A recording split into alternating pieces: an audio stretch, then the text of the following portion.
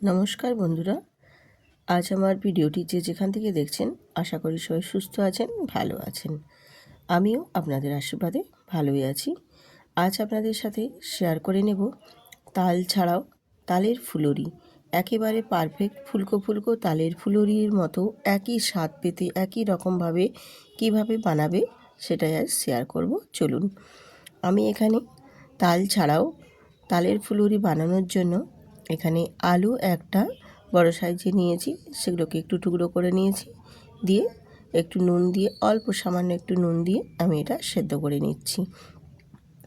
আমি রূপা, blogs with রূপা চ্যানেলে আপনাদের সবাইকে স্বাগত জানাই। আজকের রেসিপিটা যদি আপনাদের ভালো লেগে থাকে ভিডিওটিতে অবশ্যই একটি লাইক দিয়ে ভিডিওটি কন্টিনিউ করবেন, এবং যদি অতি ভালো লেগে থাকে তাহলে ভিডিওটিতে শেয়ার করে একটু সুন্দর করে কমেন্ট করে সাবস্ক্রাইব করে দেবেন।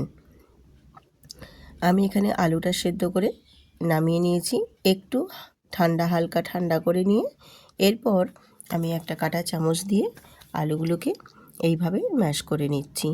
আলুগুলোকে এইভাবে কাঁটা চামচ দিয়ে ম্যাশ করে নিলে একটুও কিন্তু দলা বেঁধে থাকবে না, বেশ সুন্দরভাবে একদম স্মুথভাবে একদম ম্যাশ হয়ে যাবে। এরপর দেখো এইরকমভাবে কাঁটা চামচ দিয়ে কিন্তু খুব ভালো করে একটু ম্যাশ করে নিতে হবে।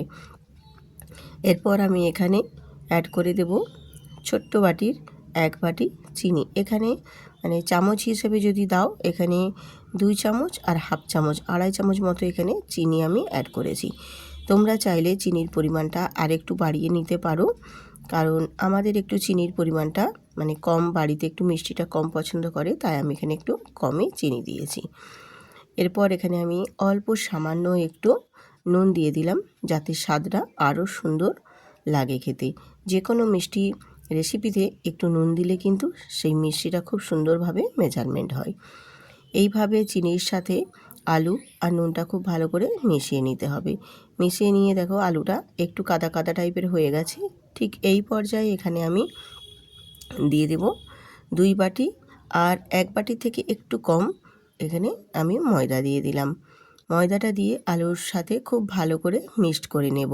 এরকমভাবে খুব ভালো করে মিক্সড করে নেব, আর অল্প অল্প একটু জল দিয়ে একটা আটা ময়দার মতো ব্যাটার রেডি করে নেব। প্রথমে ব্যাটারটা রেডি করে নিতে হবে এই কারণেই, মানে যাতে চিনিগুলো বেশ গলে যায়, সেই পর্যায় পর্যন্ত একটু সময় নিয়ে এটা ব্যাটারটা একটু মেখে নেব। আর এখানে দেখো আমি 10 টাকার যে গুঁড়ো দুধ হয় সেই গুঁড়ো দুধের প্যাকেট একটা এখানে অ্যাড করে দেব। আর দেব এইখানে 1 চামচ মৌরি। আর এখানে তোমাদের যদি হাতের সামনে নারকেল কোড়া থাকে বা নারকেল থাকে তাহলে ছোট্ট ছোট্ট করে কেটে বা এখানে নারকেলটাকে কুড়ো করে নিয়ে তোমরা দিতে পারো, সেক্ষেত্রেও এর টেস্টটা আরও সুন্দর লাগবে। আমার হাতের সামনে ছিল না তাই আমি দিতে পারিনি, তোমরা চাইলে এখানে দিতেই পারো, তাহলে স্বাদটা আরও সুন্দর লাগবে এই ফুলুরির। এরকমভাবে দেখো ডোটা আমি রেডি করে নিয়েছি। এবারে এই ডোটাকে আমি একটু ঢেকে রেখে দেবো, যাতে চিনিটা খুব ভালোভাবে গুলে গিয়ে মেজারমেন্ট হয়ে যায়। এবারে তোমাদের আমি ঢাকা খুলে কিছুক্ষণ পর দেখিয়ে দিচ্ছি, দেখো চিনিটা গুলে যাওয়ার জন্য কতটাই একদম ব্যাটারটা দেখো সুন্দর করে একটু কাদা কাদা হয়ে গেছে। এরপর এখানে আমি অল্প একটু জল দিয়ে বেশ একটা ফুলুরির যেরকম আমাদের ব্যাটার রেডি করতে হয় সেই পর্যায়ে আমি এখানে এটাকে একটু মেখে নেব। আর হচ্ছে একবার আমি জল দিয়েছি, আরেকবার পরিমাণে অল্প একটু জল দেব। জল দিয়ে আমি ব্যাটারটা রেডি করে নেব। খুব বেশি কিন্তু জল দিতে যাবেন না, অল্প অল্প জল দিয়ে ব্যাটারটা রেডি করবেন, তাহলে দেখবে বেশ সুন্দরভাবে ব্যাটারটা রেডি হবে। আর আমি তোমাদের ব্যাটারের থিকনেসটাও দেখিয়ে দেবো, আর কীরকমভাবে আমি রেখেছি সেটাও দেখিয়ে দেবো। যেমন আমরা তালের ফুলুরি বানাই সেই রকমভাবেই ব্যাটারটা কিন্তু এখানে রেডি করতে হবে। আর এই যে আমি ব্যাটারটা রেডি করেছি দেখো, একদম খুব ঘনও নয় আর খুব পাতলাও নয়, ঘন হয়েছে কিন্তু খুব একদম পাতলা হবে না, বেশ সেই রকম পর্যায়ে কিন্তু ব্যাটারটা রেডি করে নিতে হবে, যাতে যেরকম আমরা বড়ি দিই সেই রকমভাবে ব্যাটারের থিকনেসটা রাখতে হবে। এরপর আমি এখানে অ্যাড করে দিলাম চা চামচের 1 ভাগেরও কম অল্প একদম সামান্য বেকিং পাউডার। বেকিং পাউডারটা দিলে বেশ সুন্দর একদম ফুলকো ফুলকো হবে, তার জন্য আমি এখানে অল্প সামান্য একটু বেকিং পাউডার অ্যাড করে দিলাম। দিয়ে এটাকে আমি বেশ ভালো করে একদম মিশিয়ে নিয়ে এবার এটাকে আমি এক সাইডে রেখে দেব। এরপর চলে যাব গ্যাসেতে। গ্যাসটা অন করে দিয়েছি, অন করে একটা কড়াইও বসিয়ে দিয়েছি। কড়াই বসিয়ে দিয়ে এখানে কড়াই দিয়ে দিয়েছি বেশ কিছুটা পরিমাণে সাদা তেল। আমি ফুলুরিগুলো এবারে ভেজে নেব। আর তেলটা কিন্তু একটু বেশ ভালো মতো গরম করে নিতে হবে প্রথমে, তারপর গ্যাসটাকে মিডিয়ামে রেখে আমি ফুলুরিগুলো ভেজে নেব। আমি এখানে ফুলুরিগুলো ভেজে নিচ্ছি যেমন বড়ি দিই আমরা, সেই রকমভাবেই কিন্তু ব্যাটারটা খুব ভালো করে ফেটিয়ে নিয়ে তারপর ওই বড়ির আকারে আমি এখানে ওই তেলের মধ্যে ছেড়ে দেব। বা আমরা ফুলুরি যেরকম ছাড়ি সে তো সবাই আমরা ফুলুরি বানাতেও কম বেশি সবাই জানি, ঠিক ফুলুরি যেরকম বানায় সেই রকমভাবে এরকমভাবে আমি তেলের মধ্যে দিয়ে দেব।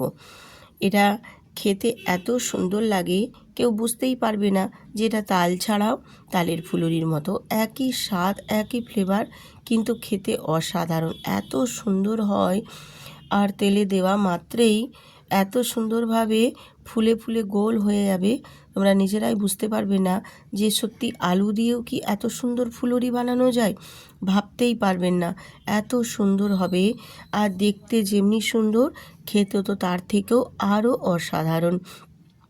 কাউকে বানিয়ে খাওয়ালেও সেও বুঝতে পারবে না যে এটা আলু দিয়ে বানানো, এত টেস্টি এত সুন্দর।